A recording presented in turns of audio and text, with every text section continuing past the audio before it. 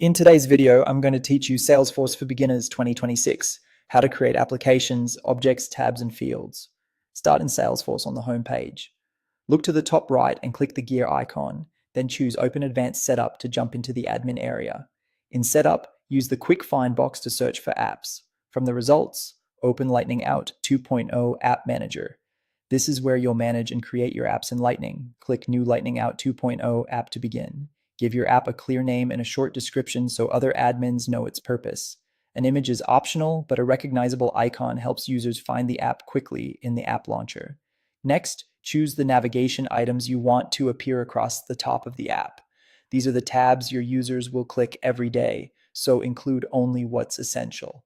Then assign the app to the user profiles that should have access. Think about who needs this app now and who might need it later. You can always adjust profiles as your rollout grows.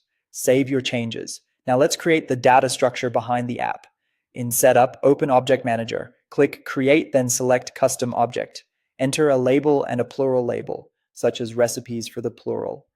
Enable helpful options like Allow Search so users can find records easily, and track field history if you need an audit trail of changes. These settings are important for reporting and governance. Click Save to create the object. To make the object visible as a tab in the app, go back to Setup and search for tabs.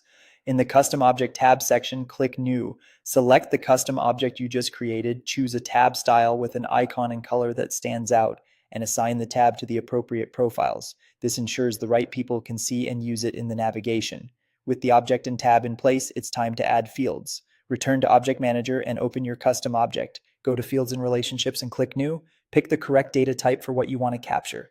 Text for names, number for quantities, pick list for standardized choices, or lookup if you're relating records together. After selecting the type, enter the field label and set any constraints like length required, unique default values, and helpful help text to guide users. Confirm field level security and add the field to page layout so it appears on the record page. Save your field and repeat for any additional fields you need. That's it. You've created an app, added a custom object, exposed it as a tab, and built the fields your team will use.